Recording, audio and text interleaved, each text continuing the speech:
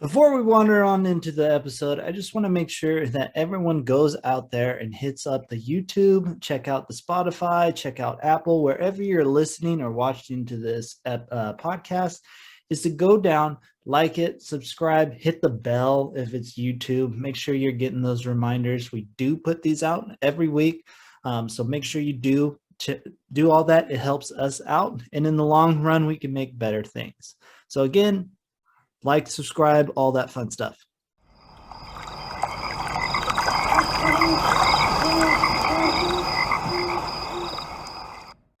Yeah. And he even got it signed by one of the speakers. Really? Yeah. And he came back out to show us this signed thing, and he's like, thank you so much, like this just made my trip, like blah blah blah blah blah. And we can wander our way over, because this is Wandering Ways. What's Bigfoot possibility?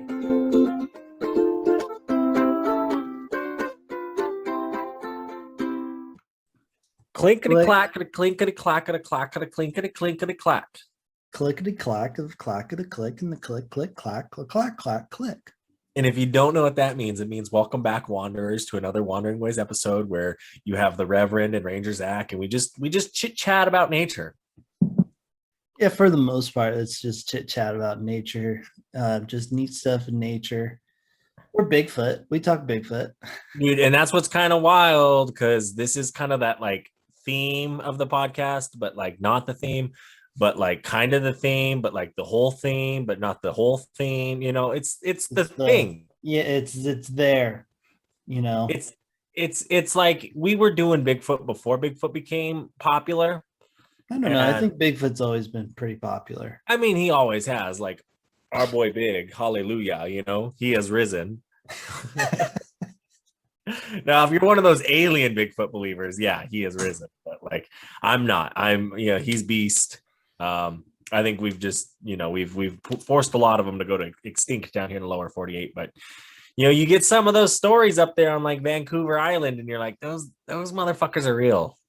Oh yeah. He's definitely real. I mean, has someone that's seen him. No shit, huh? Yeah, I've seen Bigfoot. We've talked about this. I know, but like for the listeners who it's their first time because they want to check it out, go check out the Rick Rails podcast that we did with the BFRO researcher Rick Rails. Because I actually get that question a lot with people who know about the podcast.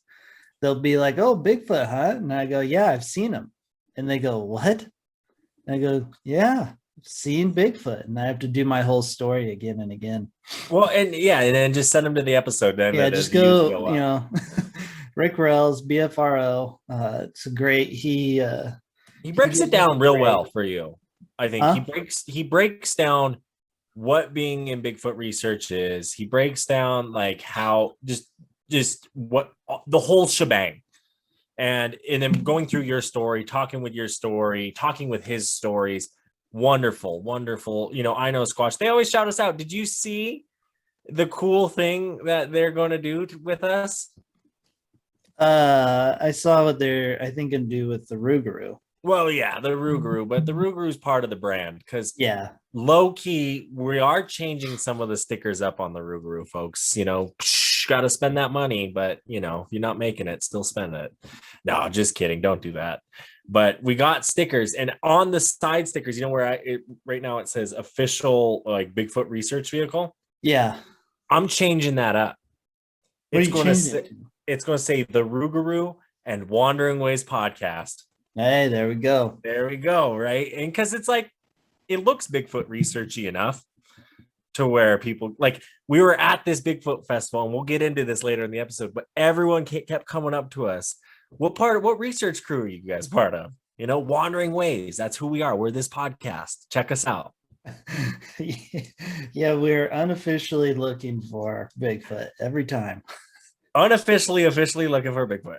Yeah, exactly. That's why we have it in our reviews. Chance of seeing Bigfoot. Yeah, we're out there looking. It's not like I'll take you to Yellowstone, and I guarantee I'll give you an elk and a bison. Yeah. Guarantee those two animals. If you've never seen one before in your life, I'll guarantee it. The only But thing I Bigfoot, guarantee is a heck of a good time. oh, but like what for you, like what trip? And I really like, we're getting into this where it's the opening, we're going to chit chat a little bit. What time for you has been the worst time in nature? Worst time in nature? Yeah, like what, like on one of these trips or something, worst time go. I mean, the only one that really comes to mind is when I was extremely hungover in Rocky. Hey, that sounds pretty bad to me. Yeah, it did suck, but I don't think there's another time where I've been like, this fucking sucks. For me, that rainstorm, that thunderstorm in Glacier, and having no protection. The night of, yeah, that was rough. Yeah. And then driving in that thunderstorm with you.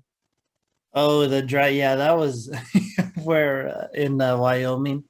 Like in all reality, and this is just general advice for any of you out there on your trips, right? Like, and just thinking about this moment. We were rushing to get to Lingle. Yeah, we were rushing. Like, we could have just pulled over, waited the storm out, and gotten to Lingle with daylight to spare. Yeah, we could have. Hindsight, looking back at it, we totally could have. But we didn't, because we had a professional rain driver. Yeah, I mean, the fact we didn't crash or anything is pretty impressive. It's because there was no one else on the road. Well, yeah, I think that's big. Like, it is nothing. Yeah, we got kind of lucky there. We really did. No, we really did. But another exciting news, for the wanderers who tune in, you got your blog, you got the unathletic trainer because you suck at sports. And yeah, I'm not athletic. Yeah. I'm just like decent at a lot of things. Yeah, sure. You know like, how they I'm work. never getting picked last, but I'm never getting picked first. Well, it depends on who the option. You or Matt, buddy. I'm picking you. I'm sorry.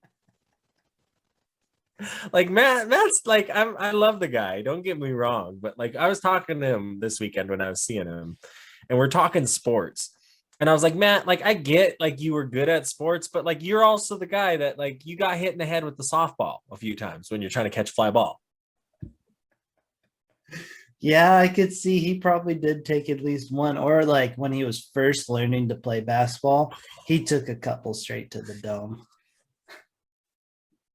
Yeah, but tomato, tomato. You live and you learn. Yeah. No, but anyways, yeah, if you are listening to this means in 2 days from right of this coming out, right now, we'll be running my triathlon. No, I'm sorry. You got to now run a triathlon every 2 days for the rest of your life, so that when people listen to this episode, they're like, "Okay, yeah, he's got one coming up." Every time I see there's a listener, just like 2 days, I'm like, all right, I got to do triathlon. That's a good workout schedule. Oh, that'd be rough. That would be rough. No, but let's talk about it. Let's talk. Where's it at? Where's this? No, so it's in Bend.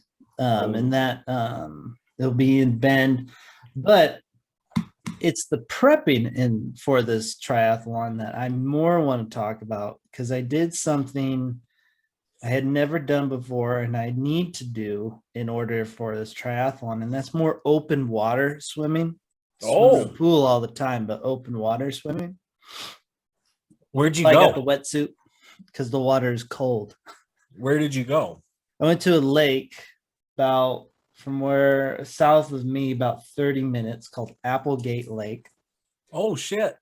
Yeah, it's a nice little spot. There's decent water. Open water swimming's pretty gnarly because you kind of don't know where you're at. But what do you mean by that? What do you mean by that? You don't know where you're at? Well, because the water's not clear like in a pool. Oh, so you're looking down. It's weird. So yeah, and so you feel like you're not moving, but you are moving. But you got to look up. Well, Yeah, you have to every once in a while, but like, Are you afraid of like anything coming up to grab you when you're open water swimming? no, I'm not afraid of that. When I first got in, though, I had a panic response, and I remember like swimming, and I could feel my heart rate getting like. I remember Was it going like, because "What?" I was like, "Why?" is it As because a, the water temperature? I think it was the flash Yeah. of it, because like, well, all Oh, I did was like stop, took like 5 normal breaths, and I was like, "All right, let's just go." well, that's really honestly when you're taking cold water, yeah, your breathing really does help. I know. Well, yeah, breathing helps with a lot of things. Breathing's fun, kids. Um, but I have the wetsuit, which keeps me actually pretty warm. Not gonna lie. That's good. The where I felt all the cold on this open was like all on my head. Where it's not. Where there's nothing but like a little bit of hair. There you go. But There's your problem. Problem solved. Look at that. Zach's fixing problems on here on the Wandering Ways podcast.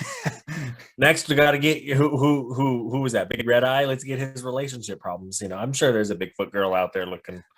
probably for sure. Um, no, but after that open water swim at Applegate, right there in that area, there is a Bigfoot trap. Oh, They built a trap out there looking for big to try and catch a Bigfoot. Have how not like caught him. how legit is this trap? Well, they've closed it now, so like so no one can get in. Oh, lame. Yeah, so yeah, I mean, it's definitely not effective. Is it like metal? Yeah, I mean, it's kind of legit. I'm not gonna So lie. like a big bear trap kind of thing?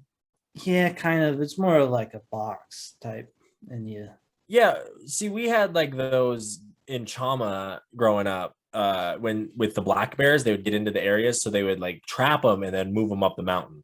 Oh, it's probably similar. Yeah. It's So probably very because it similar. was easy to load onto like a truck bed and kind of. Yeah, Oh, well, neat. yeah. I mean, Who was funding the Bigfoot search? Do you know? I don't know who funded or who put the Bigfoot trap out there. I just Okay, know there's a Bigfoot trap. neat. Did you saw it with your own two eyes, huh? Actually, no, I did not. Oh, so you're lying to me. I mean, I know about it. Otherwise, I wouldn't know it's there. I thought you were looking for it. No, well, that I went looking for it. I just took a wrong turn. It was a classic like Mark. Yeah. I was gonna say you take a lot of wrong turns. Oh yeah. Don't ever ask me for directions. Well, to be fair though, like you do like some of these hiking trails we've been on, like especially Hawaii volcanoes. Hello, Yeah. where are we going? Right.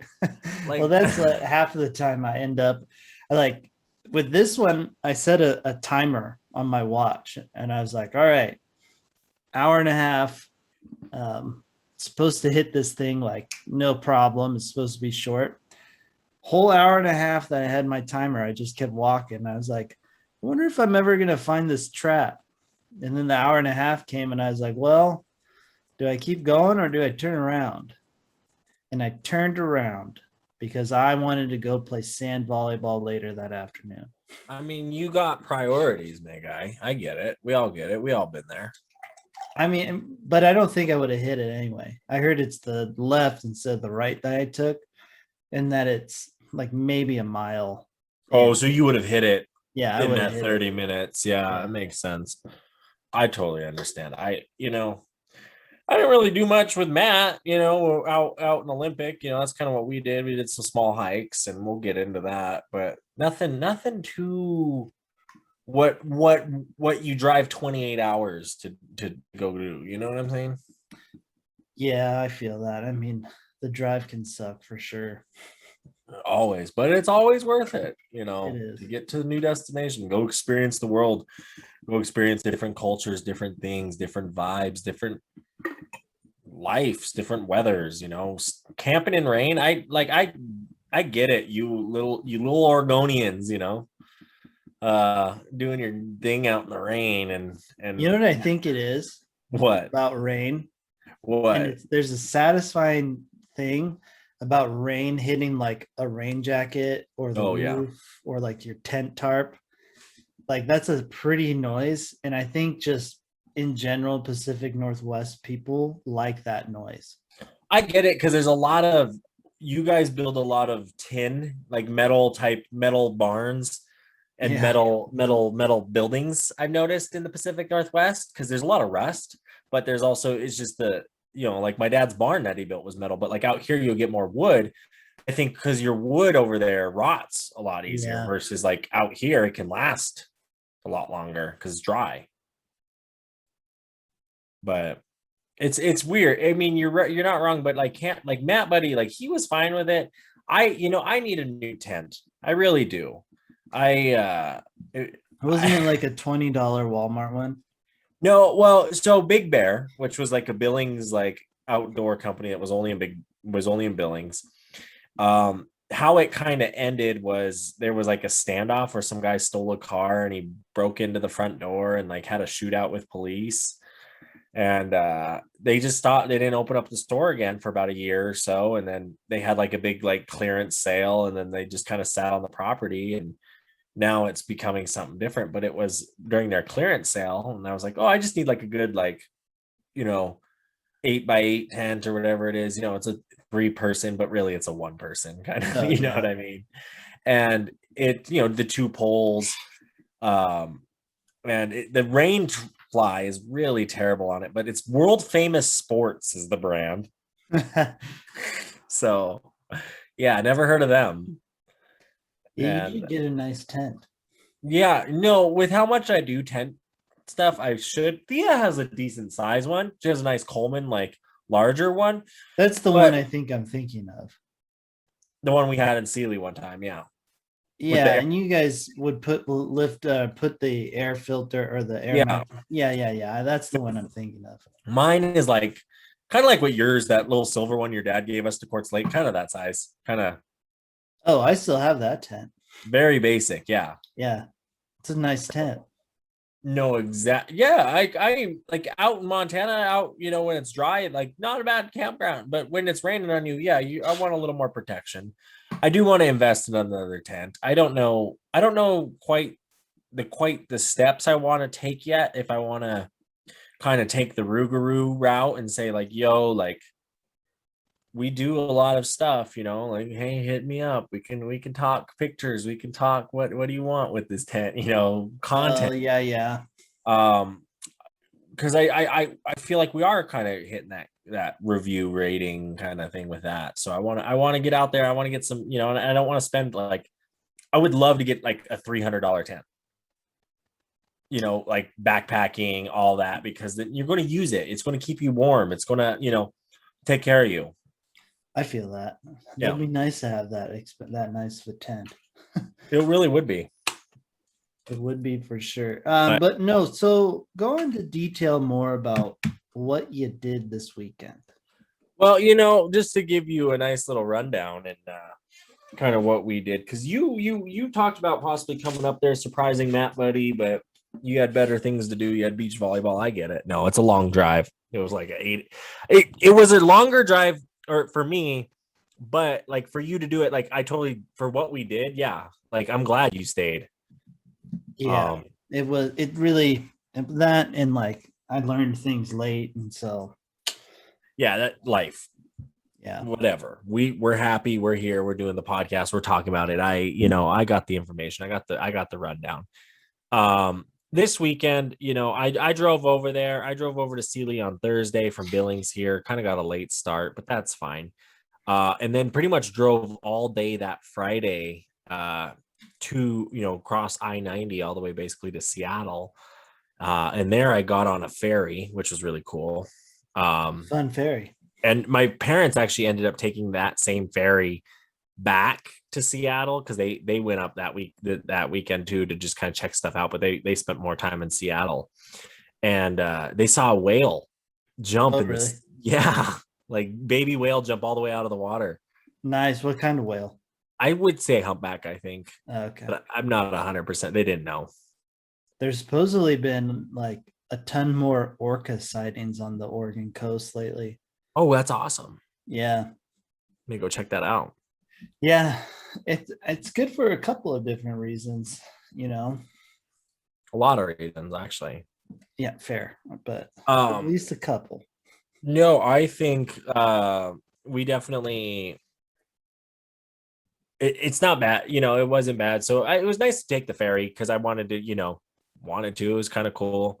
Then we had from there, I kind of got into Port Angeles in that area driving. I stopped by Lake Crescent to just kind of stretch my legs and look at the lake because it was just really pretty at that time. It's a pretty lake. It really is. I'm glad we got to do that hike when we did with the weather we did. That was it's a real pretty lake, especially like the sunset the day before. That was really pretty. It's a pretty spot. Yeah.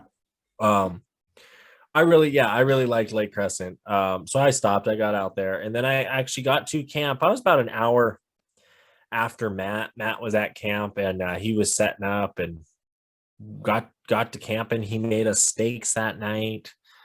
And we just kind of hung out, and then woke up the next morning and did the Bigfoot conference festival thing that the good old town of Forks had. Yeah, so we set the Rougarou up as like a vendor, and we were one of 5. So it was really small, but things they start. Well, this was the first annual, and I could see this place, this event growing. I really can, but I also question it now a little bit too, because this weekend when we were there, I friended the Facebook group, The Legend of Sasquatch, who was putting it on, and I saw that they were like, or just like today, they posted on Facebook, like looking for a manager to manage the store and possibly like sell it to them over time, kind of thing, like a buyout. Like, so what does that tell you about like what kind of investment and involvement do they want to have in the community or in this festival? I don't know. I mean, It was good. The speakers were good. The lineup was good. It was interesting, just small, but I think it was a good weekend to do it. You just got to grow it. Yeah. And gas over there was like $6. So I totally could get why gas is a little spendy right now, kind of everywhere. I think it's like it's like $5 here, like right at $5. So $4.23 out here in Montana. Dang, that's those are the prices I had when I was in California. $4.25. Yeah, what you're used to, like just normal. I kind of low-key got normal. I mean, I see it in the next few years creeping back down to like $3 probably. Yeah, but that's going to take a while. It is. I think it is. But where that's for your petroleum podcast. Here we talk about nature and fracking, and that is bad, Yeah, fracking, oil, no pipelines. We need to get off that dependent, man. Buy electric. Yeah, or ride your bike. Exactly. Or scooter, or walk, or there's other ways. Magnets. There's got to be other ways. And rollerblade to work. So, exactly. No, so the Bigfoot Festival was just a little small, huh? Yeah, it was, we broke even basically on what we paid for the booth. It made a little bit more. Matt sold his he had like this Bigfoot carving thing, and he sold it to some guy. Yeah. And he was really excited to like see this thing and buy it, Yeah. And he even got it signed by one of the speakers. Really? Yeah. And he came back out to show us this signed thing, and he's like, thank you so much, like this just made my trip, like blah blah blah blah blah.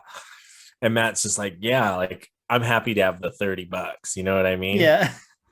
And look at Matt making somebody's day. Well, and then he sold a sticker too that he had, that big, I think you got it from as a gift. It was like a Bigfoot sticker, kind of like patchy, kind of like, oh, I don't know, maybe. I think he said he got it from you.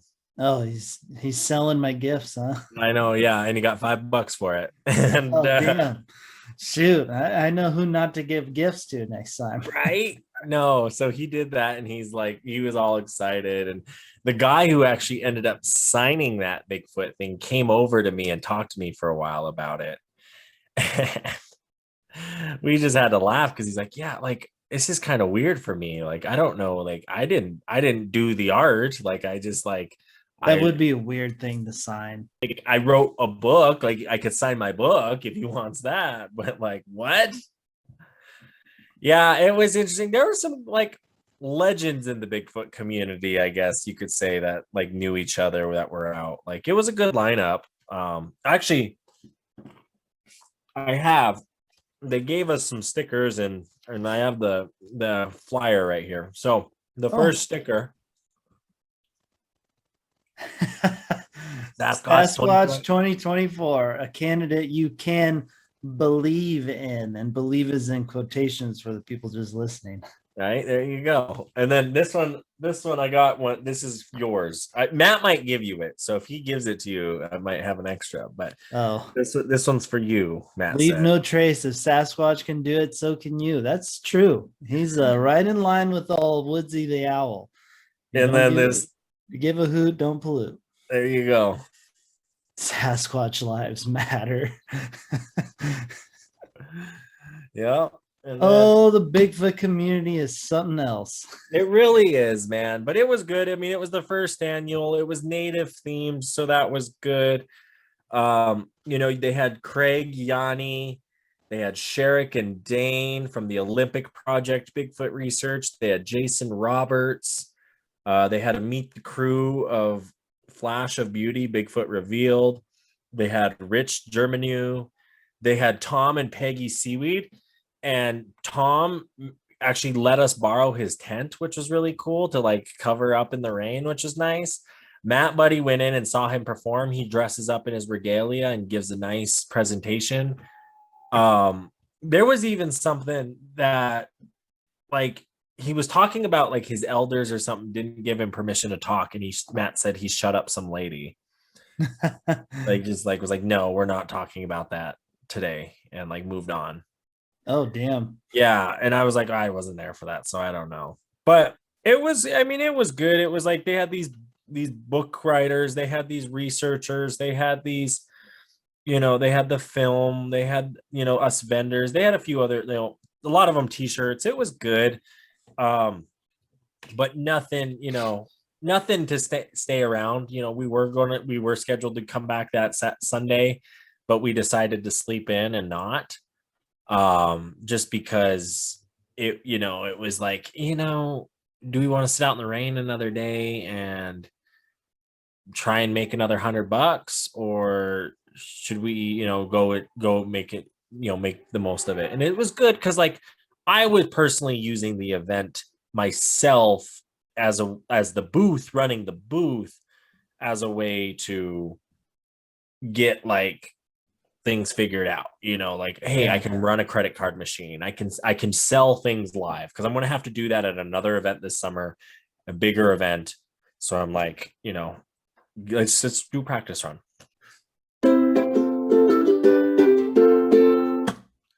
So I was kind of thinking of getting into sport fishing again, but I feel like I need a good quality net. Well, you know what, Reverend? I got the key solution for you. Our friends at Blue Ribbon Net make this eco-friendly aquafade bag, so you're not hurting the environment. It's 100% biodegradable. Plus, the wood is locally sourced, and it is also biodegradable, and it's just such a great company to use. The Blue Ribbon Nets, they're here in Bozeman, Montana, and we even have a discount code. That's right. If you use the code Rougarou10, that's right. That's my Jeep, the Rougarou. Rougarou10, RUGARU10. You're going to get some discount on a Blue Ribbon net. You can get the long one if you're fishing the big fish, or you can get just the good river one, if you're like me and just want to catch a lot of fish. So again, make sure you go check out Blue Ribbon and use the promo code Rougarou10. Hey there, Reverend. I heard that you might be running dry on your sticker supplier. Yeah, I've been looking around and I've kind of like run out of cool stickers to buy and put on water bottles and stuff. Well, I mean, have you seen the stuff Josh has been coming out with lately? No, I have not. Well, he is doing some really cool stuff with the Shop LS 574. Yes, they're working with indigenous communities and making some really cool stickers. He has a really cool Buffalo Mountain sticker. There's even water bottles, hats, sweatshirts, the whole swag. And we even got a discount code for you guys. Yes, if you use Wandering Ways at Shop LS 574, you're going to be getting a discount on your next purchase. But not only that, you're going to be giving a percentage of that sale to the Little Shell Tribe, as well as they donate $1 of every sale to murdered and missing Indigenous women. So just such a cool thing going on there. You know, you use the code Wandering Ways, WANDERING WAYS, and you put that in there, boom, you're getting a discount. Yeah, no, it was a good trip with Matt though to this Bigfoot conference. I definitely am curious to know his opinion. Yeah, I would be interested to know his opinion too. Just did you get to go to any of the speakers or anything like that, or did Matt just go to the only ones? Matt did. I wasn't really about it, you know, just because I was kind of my focus was elsewhere this trip. It was on I want to sell some items. I want to kind of, you know, I was focused on that. I was focused on my Jeep. You know, a lot of people were complimenting that. They were liking that. They were talking about the podcast. So definitely want to thank any new listeners who may have been. Just curious if Matt was going to like let you, you know, he would have to man the tent. Yeah, he would have. The problem was the credit card machine was hooked up to my phone, and say if we wanted to go to I did get to go to they had the Twilight store there. Oh yeah. And then they have, because the Twilight series was filmed there, and then they had the books were written about it. I actually believe that the movies weren't filmed up there. No, they filmed some because Matt was pointing out like that's the cabin Jacob like lived in. Oh. So yeah, Matt gave me the Twilight tour. I didn't know he was a Twilight fan. Well, you'll get this. Our listeners might not, but for those Matt diehard fan listeners out there, here you go. Here's a little gossip. Here's a little tea, sippity dip. Good old Matt buddy let me know that he was into Twilight with Karina. Ah. Little trip down memory lane. Huh? There we go. Okay. I didn't know he would even really be on board with like having someone make him a fan of it, you know? So low key, we talk about that because we're out there. We're out at the beach. We went to after the Bigfoot conference, we went out to the beach at I want to say that was either the Quileute or Quinault Indian reservation right there. We went out to the beach, the one right close to Forks, and he was telling me that, and we were talking about how that, and I was like, you know, have you ever watched Star Wars, Matt? And he goes, no, I have not. And I was like, really? You watched Twilight, but you haven't watched Star Wars? Just more. I mean, it explains a lot about Matt. More to the saga of the buddy, huh? The saga of the buddy. Well, that's what I was talking to Jared today. We're on the phone, you know, good old Jared. Check out that episode. We talk fishing. And he goes, you know, there's no good way to describe Matt other than saying Matt buddy. And the only way you can really like get it is from meeting the guy. Yeah, no, 100%. And then they're like, but if you know the guy and you refer to the guy as Matt buddy, it's like, yeah. Yeah, I mean, that's always been like how to describe him. I think 100%. I think we've said that before. Oh, 100%. You know, Matt buddy, he's Matt buddy. Well, because I bring that up because it's like after the Bigfoot thing, we went to the beach and then he's like, let's go up to this like Cape of Point Defiance or whatever. The northernmost point in Washington there, the northwest point right on the coast. And I was like, that's like a 2.5 hour drive from where we're at. This is 8 o'clock at night, Matt. Like that means we're getting back to camp at like 2 a.m. And it's just like, bro, and then the next day, we got into some other cool shit, like we started to head south.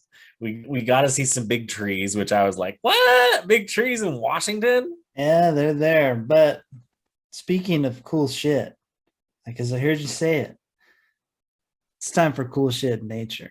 You heard me say it? I heard you say cool shit.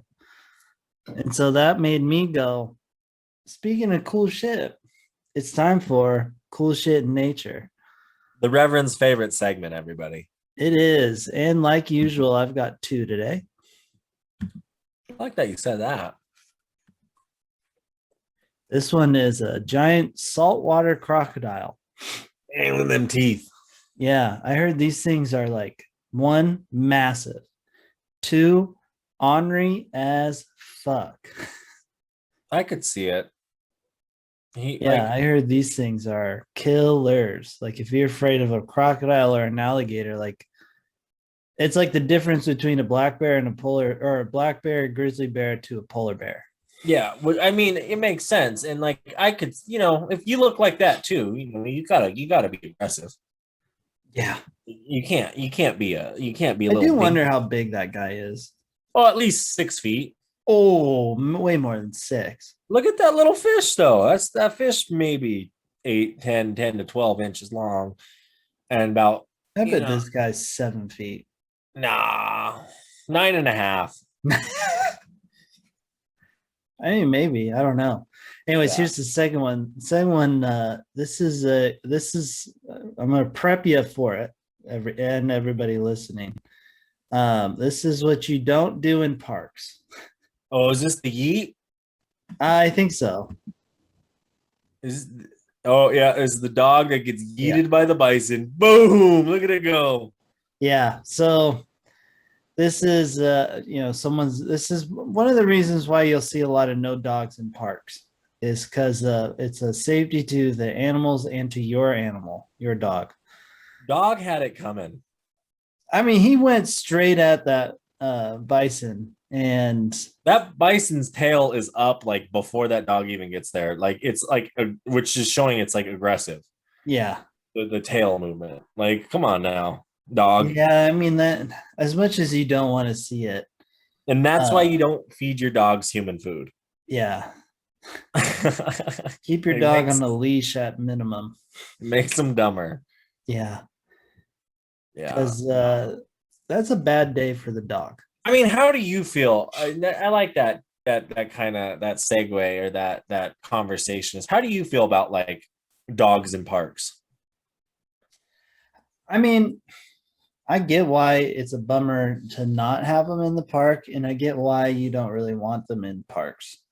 Right. So it's one of those things where, I'm okay with it. I'm okay with not having dogs in the park. If more places probably allowed dogs to go, I'd probably have a dog. You think so? I mean, it'd have to be a significant amount of more trails and places I can go with the dog. Yeah, because like obviously, like now, like you limit yourself with a dog. Yeah. I totally get that, but I don't. Yeah, I'm okay with it. I'm okay with not having animals on the thing. I mean, I think that's better for the nature because like canines are seen as canines in the animal world. They're not seen as like prey. They are the predator. So I think that's good for like these natural areas that we're trying to conserve. But yeah, it's like your buddy, like, yeah, exactly. Like Benny would be a lot different of a dog, I think, if we could have taken him to on some of these trips. Oh yeah, 100%. And so I don't know, but at the same time, I get it. Right. I get why there's no dogs allowed, and it doesn't hamper mine. So I get that it sucks for some people that have dogs, but at the same time, there are places you can go that the dogs can. That's true. So that's true. Our national parks ain't one of them, though. No, but I mean, there's a lot of cool stuff you can go and do. A lot of cool stuff you can go and do. So you did the Sasquatch Festival one day. And then the Yeah, so next we day kind you of just did a bunch of you just went and saw the sights, right? not really though. And that's kind of what was frustrating is because it was a 14-hour drive to get out there and then a 14-hour drive back. And me and Matt Buddy, like, we wake up about 9 o'clock and we're starting to get like breakfast ready and whatnot because we're like, yeah, we'll kind of take our time. But like, while things are cooking, I'm going to get my bag packed. I'm going to start packing up my tent. I'm going to start packing up my cot, my sleeping bag, things like that, right? Matt Buddy doesn't. We sit there from 10 o'clock basically when he was done cooking, done eating until 11:22. Took him an hour and a half to clean up all his camp stuff, which is already like pre-packaged into these containers, which like doesn't make sense why it took so long, but it did. And maybe because this campsite had like a sink and like amenities where he could like clean his camp stuff. Oh. Because Matt, he's not cleaning it until the next camp time. It's not like he took the dirty ones out and cleaned them at home. Yeah. No, but it's like he did that, and that kind of bugs me because it's like we could have been getting stuff done that day. Like we could have been going to like these different sites. All we did was hit the big cedar tree. We hit the big Sitka spruce tree, which is like the world's biggest Sitka spruce and the world's largest red cedar. We went and saw those, which were cool and all, but like they're drive spots. So you just drive to this like parking lot and you get out and you walk maybe not even an eighth of a mile, and you're there. You see it, you walk around it, you touch it, you get in your car and you go to the next one. And that's all that Sunday was slowly making our way down to these spots. And like we did that and then we parted ways basically. Oh, so a real short trip. Yeah, like it wasn't worth the 28 hours of driving. Yeah, that's a bummer because that's a really pretty area. No, and yeah, and I mean, Matt was kind of struggling for money in a sense in his terms, but like when is he not in his terms? Yeah. And I get it, like I get cutting a day loose, but it's just like fuck, like maybe we shouldn't have even gone if it save the money and just don't spend it on the weekend trip. But again, everything's gone up, not just gas, but like groceries and this and that. It's what happens when the world's doing what the world's doing.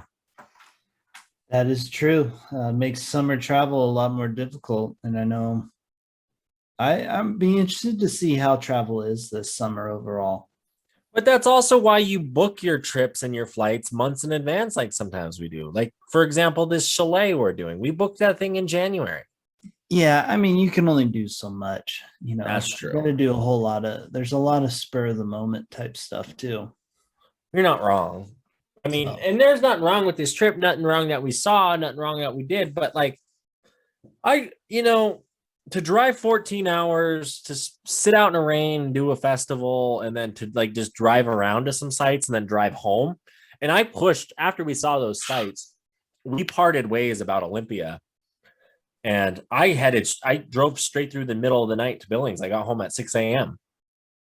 And I know, rascal me, and I was like, I wasn't tired. I got to Missoula about 1 a.m. and I was like, 2 o'clock, I'm in Sealy.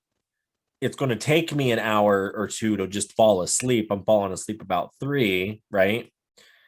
Well, by that time, I can be almost to Bozeman, and then it's another like 2 hours from Billings. And I was like, yeah, whatever. You start to get the sun coming up and get your loud music, and it was raining the whole time, so that keeps you busy, and you just find little things to keep you busy, little games in your head, on the road, and push through. And then I just slept when I got home, and I slept, like I wasn't terrible. Yeah, I mean, you should sleep. If you don't snooze, kids, you lose.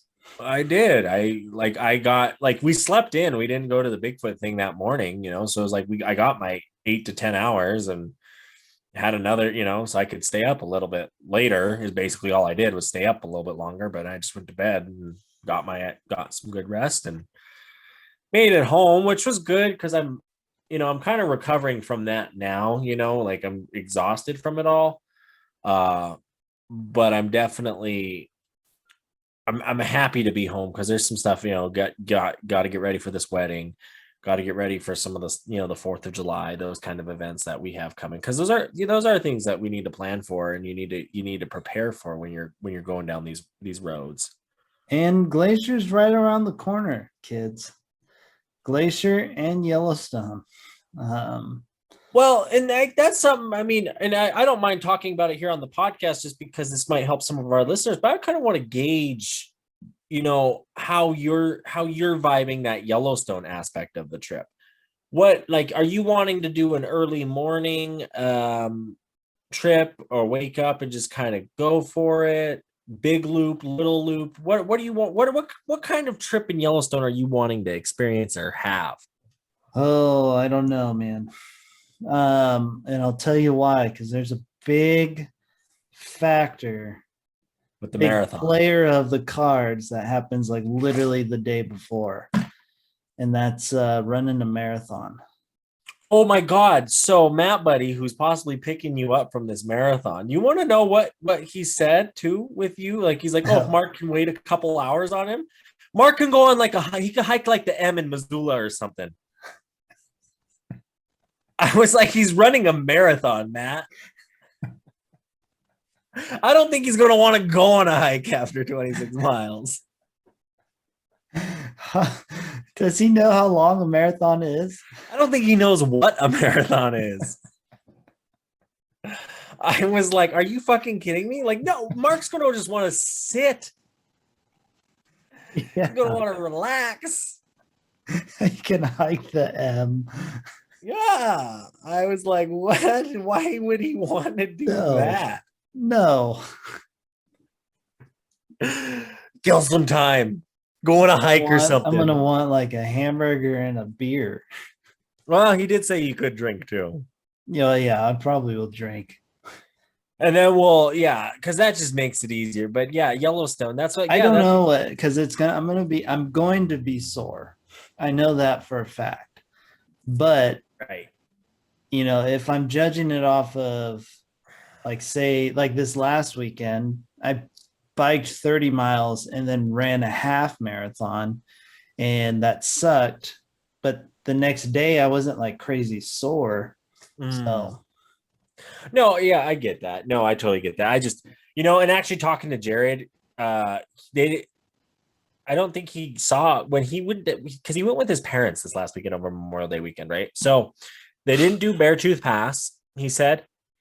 They didn't do that Mount Washburn because of the snow. There's a new road. The one they paved, the new one they made. Yeah, they just opened that. Yeah, but me and you've been on the old one back in the day before it was new. Just so you know. Oh, that's a fun fact, everybody. Yep. And then he didn't do that because of the snow. They didn't see Old Faithful go off. They had lunch there, but they didn't go watch Old Faithful go off. Wow. Right? What kind of hurry are you in? Yeah. And then it's not like a long wait. No, I think it's an hour 45 between, like they say, about every eruption, or hour 90. Yeah. Something like that, or an hour and a half. Something like weird. That. Yeah. Something weird like that. But it's plus not or minus normally 50. Long. No, it's like, it sucks if you miss it because you got to sit there almost like 2 hours. Yeah, like the first 2 times I've gone. We've just missed it. Remember the time we went into the visitor center? Like we came out and there it was going off. No, but I was like, well, we can do that. I said we could probably do Grand Prismatic, and with Jared, I was saying we could probably do that back hike to Grand Prismatic. Yeah. Unless we go super early, because we will be in Gardner, we could hit Grand Prismatic early in the morning, because Grand Prismatic, I don't think we'll have a lot of people early in the morning. I don't either. I don't think it would have a lot of people on the boardwalks, which would look kind of baller. That would. We'll have to gauge how Mark feels after his marathon, folks. To stay. I honestly, I'll probably be okay with either or. Um, if if we go on the I'm going to be extremely sore end of it, every hike will be a pretty slow hike. Yeah, well, I mean, and I'm not thinking we're going to be doing a lot of those I given don't either. So the crew we'll probably have, because I'm sure we'll have, well, for sure 4 of us, but it's like we might have 2 cars yeah, at that point, so what's kind of the game plan on that? We'll see. I'm yeah, excited. I'm excited. Definitely stay tuned. Stay the best way, I talk about our social media, right? And then kind of the way I've been doing my social media is I post, everything we've done. But like, if you want to catch up and stay live with me, you got to watch the stories. You want to see the fun, cool shots. Yeah, check out the reels, check out the photos. But if you want to stay live with kind of what we're doing on the ground, those stories for sure are kind of what we're doing. yeah, I think. yeah. That's how it usually. I mean, that's how it is for me. Oh, I The know. stories are telling what I'm doing. Yeah, Mr. Biker over there. Yeah, That's I mean, that's basically. what a lot of it is just running, biking, and some swimming. I don't show a lot of swimming because I think it'd be weird to take my phone to the pool. I feel you. Nothing wrong with But that. But anyways, it is that time. oh, you are? Yeah, oh yeah, it's that time. It's that Is time to it? be that guy. Yeah, we're at the bubble, so I think this is a good time to be that guy. He's gonna call the shots tonight. Yeah, like every night. Yeah. No, but Or it is day. that time for our final words. So, final words, my guy. My final words are go out, go do these adventures, even though you're going to drive 28 hours to go really camp in the rain, get a puddle in your tent and get a puddle in your sleeping bag and be cold at night and deal with Matt Buddy and his bullshit. At least I was an Olympic. I got to see the Soul Duck River. I There got to you see some go. rainforest. I got to touch some evergreen trees. We got to see some big trees. Got to see the largest ocean, the deepest ocean, the Pacific Ocean in the world. It's a great ocean. One of the best, like top 7, Yeah, for sure. and great, definitely great experience, great time. Could have been better, but every trip can always be better. But that's why you got to keep exploring. You got to keep getting back out there because you got to keep having fun. You got to keep just chasing that whatever you're chasing Bigfoot, I guess. It was fun to experience a Bigfoot conference. Definitely one of those things you got to check off the list. I don't know how many more of those the Rougarou will attend, but people like the Rougarou, Adam, so might as well bring it back once or twice. Maybe we'll check out like the Ohio Bigfoot Conference or some of those other ones while we're checking out other parks. There you Um, go. but Reverend, I'm going to hand it over to you so you can give some of the folk the good word. I love it. I love it. Final words of wisdom, everybody.